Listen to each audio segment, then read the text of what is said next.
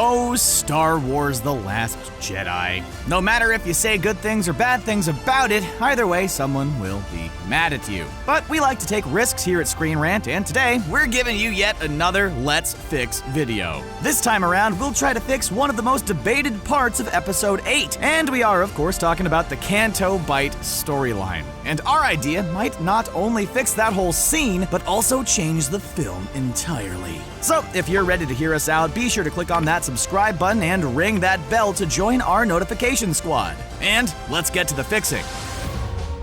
Okay, we don't even need to get into how mixed fans were about Star Wars The Last Jedi. You all know by now how heated it all was. The opinions about Episode 8 are extreme, to say the least. But even those who actually like the film will agree that there is one thing in the film that missed the mark, and that is the Canto Bight storyline. So let's cut to the chase. Rey's on Ahch-To, trying to convince Luke to rejoin the fight, and at the same time, she's having some forced Skype calls with the artist formerly known as Ben Solo. Leia, Poe, and the rest of the Resistance are suddenly part of the Battlestar Galactica episode. True fans will get that reference, as they are being chased by the Cylons.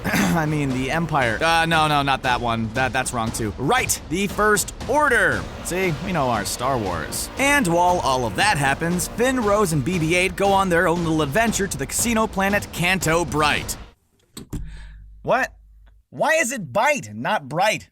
It's a casino with lights and all that kind of stuff, so it's bright, right? You're sure it's Bight, not bright? All right, yeah, okay, you're the boss. If it's Bight, then it's Bight. Okay, sorry about that. Just a little mix-up. Right, so they travel to Canto Bight to find the Master Code Breaker, who could help them deactivate the First Order's tracker that can follow ships through hyperspace. Many fans have some serious issues with the Canto Bight part of The Last Jedi. Some say it felt too much like something you would see in the prequels, while others simply didn't like the whole scene that just felt out of place with the rest of the movie. We think that the main reason it didn't work is that it pretty much contradicts the plot of the First Order chasing the Resistance with a hyperspace tracker. The whole reason why the Resistance can't just escape via hyperspace is because the First Order can track them, and yet Finn, Rose, and BB-8 not only travel to Canto Bight without being tracked, they later come back and are able to infiltrate Snoke's mega-class Star Dreadnought, the Supremacy. One has to wonder, why didn't the rest of the Resistance use their transport pods to escape the same way Finn and Rose did? And so, since this scene didn't work as well as it should have, this calls for a fix. To be able to fix this storyline, we'll have to completely alter the Canto Bight story and reshape it into something that works just a little bit better, at least in our opinion. The first thing we need to adjust is the character of Rose Tico. No, weird fans who hate female characters in the Star Wars movies, we're not gonna remove her from the film. What's wrong with you? Why are you so cranky about females in your Star Wars? Why, you wanna tell us something? Also, please just stop harassing Kelly Marie Tran. She did nothing wrong and she doesn't deserve your hate. She is an actress. So no, we're not cutting Rose from the film. We're gonna actually give Rose an upgrade. In The Last Jedi, Rose is a mechanic, but it's clear that she has a good understanding of how ships work. And so we will adjust Rose to someone who is just as capable as Master Codebreaker. And just like that, the need to travel to Canto Bight is gone. See, we fixed the film in under 5 minutes. Where's our check, Disney? But for this to work, we need to fix another plot point in the film. During The Last Jedi, the Resistance fleet is under fire from the First Order, but due to plot convenience, the First Order can't destroy the Raddus, the flagship of the Resistance, because it's out of range. Yeah, the reasoning there is super plot convenient, because we're sure the First Order could just use their TIE fighters to finish the job, or just use some super weapons to blow the ship within seconds. But if they would have done that, the film would have ended a whole bunch sooner. But there's an easy fix for all of this. Get our check ready, Disney. We're about to make your film better. In our version, General Hux is a bit smarter than the way he was presented in the film. While Supreme Leader Snoke just wants to destroy the Resistance and be done with it, Hux offers another course of action. His plan is to break the Resistance from the inside. He hopes to turn them on each other and capture Leia and her inner circle, so the First Order can extract information from them about all the other Resistance cells in the galaxy, and end them once and for all. And this is why the First Order doesn't just blow the Resistance ships up. They want to beat them to the point of desperation. They either die or surrender. In our version, Finn and Rose must find a way onto the Supremacy so they can deactivate the hyperspace tracker. To do so, Poe and Finn come up with a dangerous plan. They suggest a plot against the First Order, tricking them into thinking that they will surrender their leadership. But their real plan is to use that distraction to smuggle Finn and Rose onto Snoke's ship. The First Order sends a boarding party, led by Captain I'm only here to look cool Phasma. But instead of surrender, Poe and his soldiers ambush Phasma and her troops. The plan isn't to defeat them, it's just to give Finn, Rose, and BB-8 time to hide themselves on one of the boarding transports. We'll also add our little hope that maybe Kylo Ren actually is part of the boarding party, and he has a moment with his mother, Leia. And let's be honest, that was something huge that we might never actually get in this new trilogy.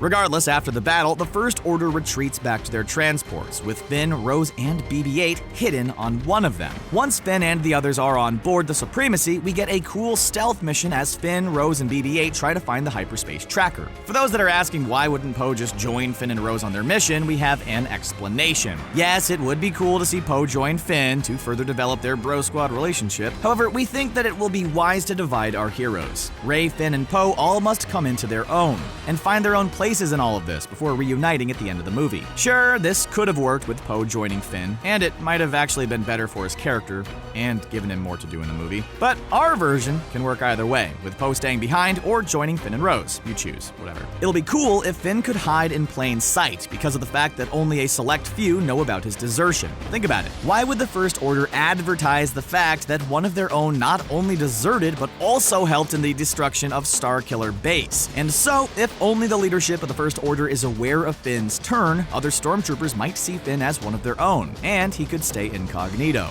The film could also give a fresh take on the whole good versus evil thing. So far in all the Star Wars movies, the stormtroopers were nothing more than faceless bad guys who are just evil because they're part of an evil organization. But Finn is proof that not all stormtroopers are evil. Look, we're not selling some Empire or First Order propaganda, but it would have been fascinating if The Last Jedi would have tackled these ideas just a little bit more. Finn can't be the only stormtrooper in the First Order that had second thoughts about his life. There must be others that feel the same, that they're on the wrong side. They're either too scared to turn on the New Order, or they don't really have anywhere else to turn to. Finn could serve as someone who helps other stormtroopers rebel against their masters and lead a revolt on the Supremacy. This could have been an interesting turn of events. Finn and Rose would have failed to destroy the hyperspace tracker, but instead they would have succeeded in causing a ruckus within the First Order, and bringing a lot more depth to the film by showing that in this new trilogy, things aren't as simple as just good guys versus bad guys. That could have been so different from what we actually got. This approach not only would have given Finn and Rose something more interesting to do than the whole Canto Bight storyline, but also the film could have played with some interesting questions and ideas about the whole light versus dark thing. And while we're at it, we'll just throw in a little bonus fix for all of you, just as a little extra. Let's talk about the scene where Holdo uses the Raddus as a light-speed battering ram, which results in one of the most beautiful and surreal moments in the entire Star Wars saga. But we will still alter that scene just a bit, just for the fun of it. We think that that scene would have been even better if it was Akbar who made the sacrifice. Duh! Again, nothing against women in Star Wars, we just think that for the audience to truly care about a character sacrifice, the audience kinda needs to actually care about the character that's doing the sacrifice. We think that the character of Vice Admiral Amilyn Holdo didn't work that well. And no, not because she's a woman or because she has pink hair or purple hair or whatever. The reason for that is how her character was written. For some reason, the film attempted to make her look like a traitor, someone who was keeping important information from all the key people just for dramatic effect, and it simply didn't work that well. Sure, for many people, Akbar is nothing more than a meme. It's a trap! But for Star Wars fans, the character means so much more than that. Admiral Akbar has a legacy in the franchise, but even for the casual fans, there could have been an epic payoff for the "it's a trap" meme. So, let's say Akbar is the one that stays behind on the Raddus during the Resistance evacuation, and he is the one that is about to sacrifice his life to give the Resistance a chance to escape. Hux dismisses this act at first, up until he realizes what Akbar is planning. Just before Akbar jumps into hyperspace, Hux screams, "It's a trap!" And then boom! The Raddus hits the First Order fleet with a strike like no other. Now tell us that you don't have goosebumps just thinking about that! Now, of course, fixing the Canto Bight storyline won't fix many of the other issues that fans have with Star Wars The Last Jedi. However, we think that this direction would have helped the film be much more cohesive and a little bit better. And we promise that we will revisit The Last Last Jedi again and try to fix some other things with the movie. So let us know in the comments below what else you want us to fix in Star Wars The Last Jedi. Let us know what you think about our idea down in the comments below. Do you like it? Do you hate it? And let us know how you would have done the whole Canto Bight storyline yourself. Also, we will be happy to hear your ideas from what other films that we should fix. Be sure to stay tuned by subscribing to our channel, and we hope to see you on our next video. Thanks for watching.